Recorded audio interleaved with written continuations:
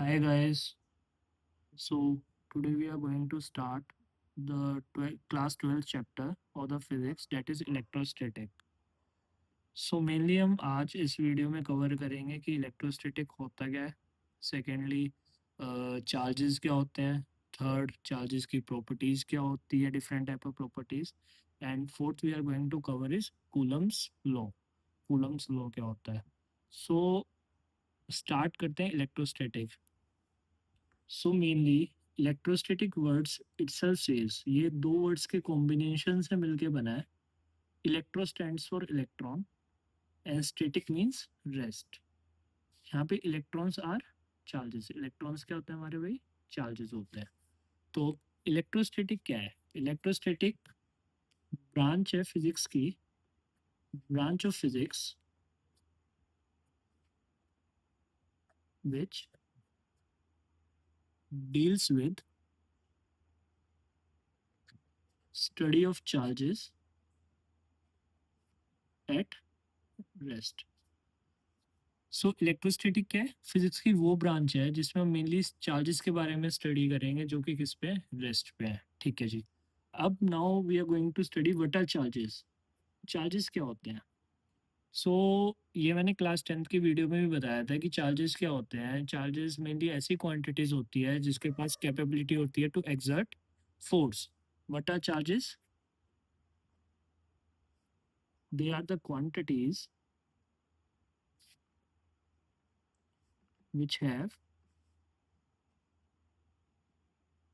capability to exert force. ये वे quantities है जिनके पास कैपेबिलिटी होती है फोर्स एक्सर्ट करने की। चार्जेस मेनली हमारे दो टाइप के होते हैं, one is positive charge and another one is negative charge. Now let us discuss about the properties of charges. Charges की प्रॉपर्टीज क्या होती हैं? कुछ बेसिक प्रॉपर्टीज है जो हम छोटी क्लासों में भी पढ़ गए हैं और कुछ ऐसी प्रॉपर्टीज है जो हम 12th क्लास में नहीं पढ़ने वाले हैं। First of the property is quantization of charge. Quantization of charge क्या होता है? हमने 10th क्लास में भी पढ़ा है। Quantization of charge means number of charges in a system और total charge enclosed on a system. Quantization of charge mainly help करता है कि अगर आपको total charge on a system पता है तो आप फाइंड आउट कर सकते हो कि कितने इलेक्ट्रॉन्स उस सिस्टम पे के अंदर हैं। या अगर आपको number of electrons in a system पता है तो आप फाइंड आउट कर सकते हैं कि टोटल चार्ज सिस्टम के ऊपर है क्या। सो अगर हम डिफाइन करें quantization of charge,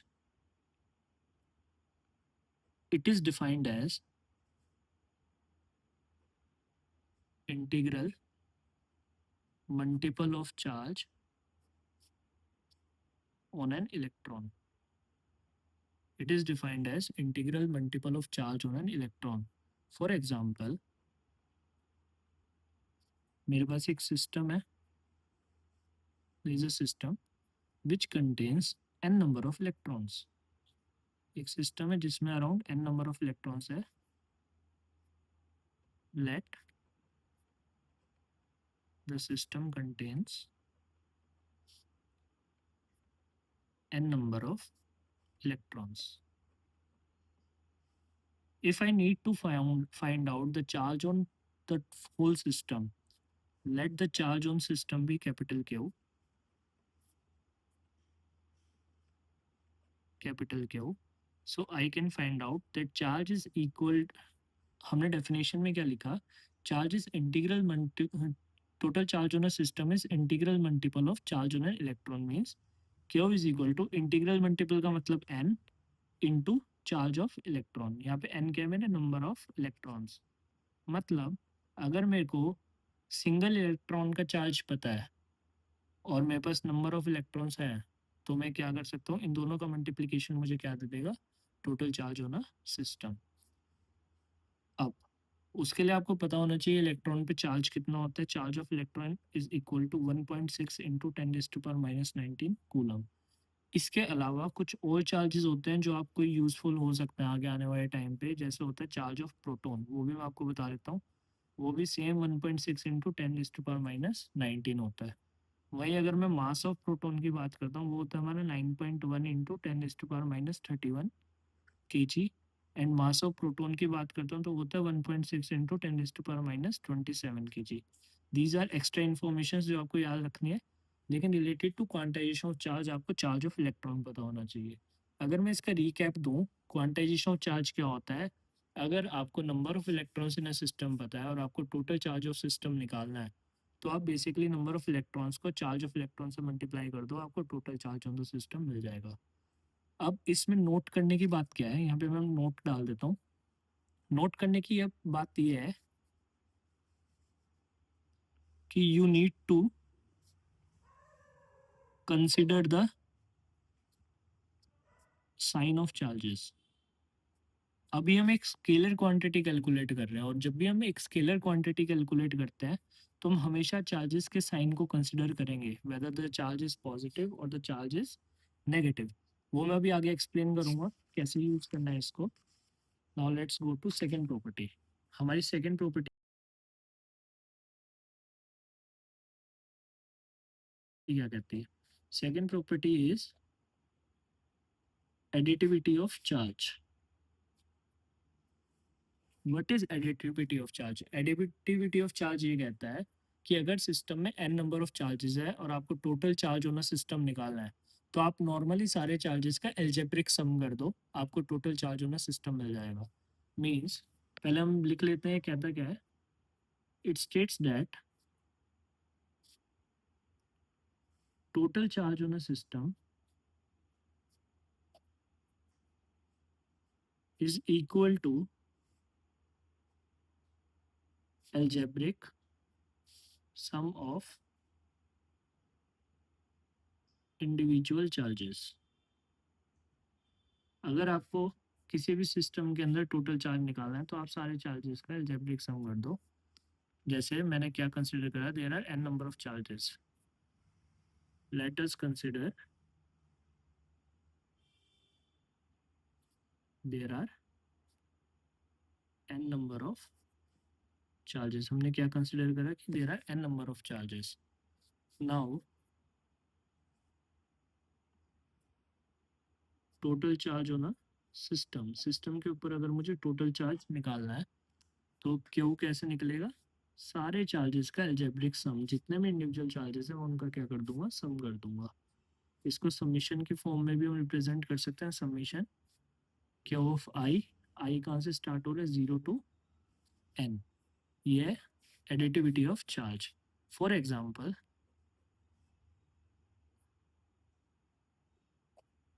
the system contains +2 coulomb, -1 coulomb, +3 coulomb, -4 coulomb charges. Find the total charge on a system। तो मैंने आपको पीछे एक नोट बताया था कि जब भी हम स्केलर क्वांटिटी कैलकुलेट कर रहे हैं, we need to consider the charges के साइन हमें लेके चलने पड़ेंगे। तो अगर मैं इसको कैलकुलेट करता हूँ तो टोटल चार्ज ऑन सिस्टम मुझे क्या करना पड़ेगा, Q1 + Q2 + Q3 + Q4। Q1 is 2 coulomb, Q2 is -1 coulomb, Q3 is 3 coulomb, Q4 is -4 coulomb. मैं यहाँ पे इनके चार्जेस कंसिडर करके चल रहा हूँ। Then 2 - 1 + 3 - 4, 1 - 1 is equal to 0। तो ओवरऑल सिस्टम के ऊपर चार्ज कितना है? 0। Now the third property is conservation of charge. तो स्मॉल क्लासेस हम पढ़ते आ रहे हैं conservation of charge. Conservation of charge क्या कहता है? It states that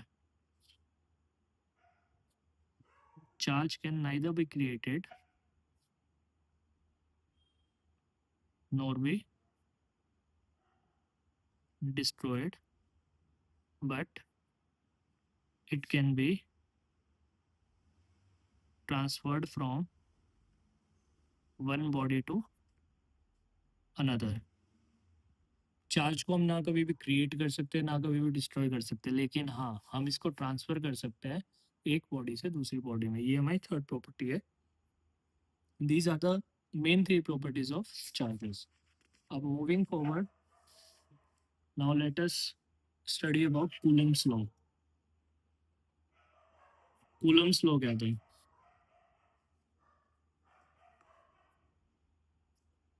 this law states that within a system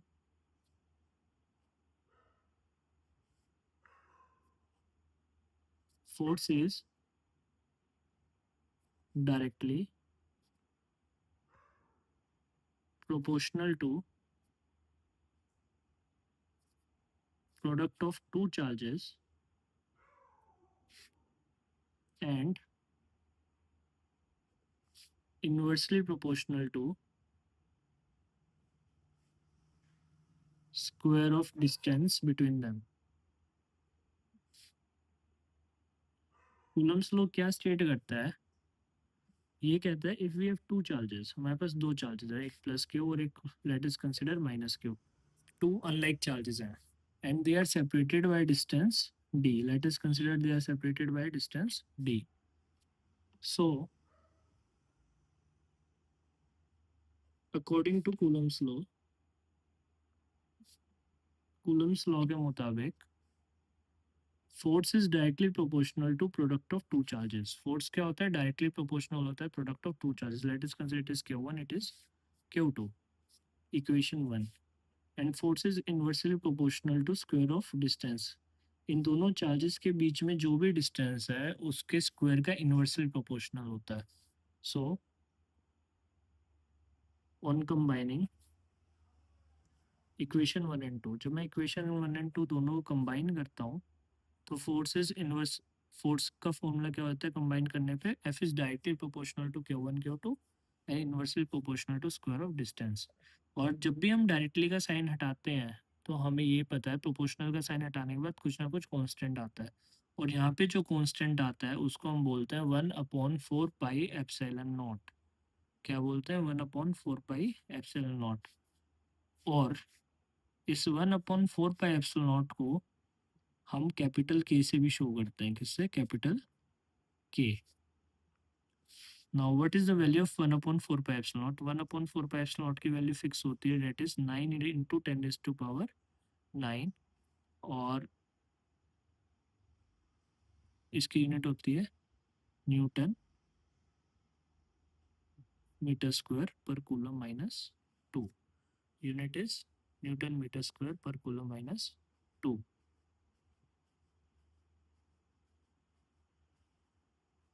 now if I say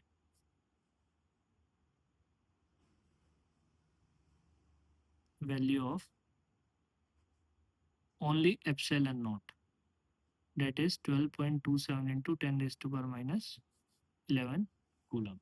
12.27 into 10 raised to power minus 11 coulomb। So guys, these are the topics we are going to discuss today। और मैं इसका recap दे देता हूँ। Mainly हमने आज क्या discuss करा है? मेनली हमने डिस्कस करा है कि इलेक्ट्रोस्टैटिक क्या होता है। सो इलेक्ट्रोस्टैटिक क्या है यहाँ पे? इलेक्ट्रोस्टैटिक इज फिजिक्स की वो ब्रांच है जिसमें हम मेनली चार्जेस एट रेस्ट के बारे में पढ़ते हैं। चार्जेस क्या होते हैं? Quantities which is capability to exert force. Mainly charge हमारे दो टाइप के होते हैं, positive charge and negative charge. Properties of charges, जिसमें मेनली क्या है? Quantization of charge. Quantization of charge क्या है?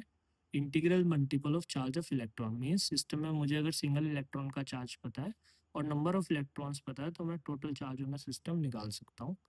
हमने एक नोट में डाला है कि हम यहाँ पे एक स्केलर क्वांटिटी कैलकुलेट कर रहे हैं, तो we need to consider the sign of charges. Secondly हमने क्या पढ़ा उसके बाद? Additivity of charge. Additivity of charge क्या कहता है?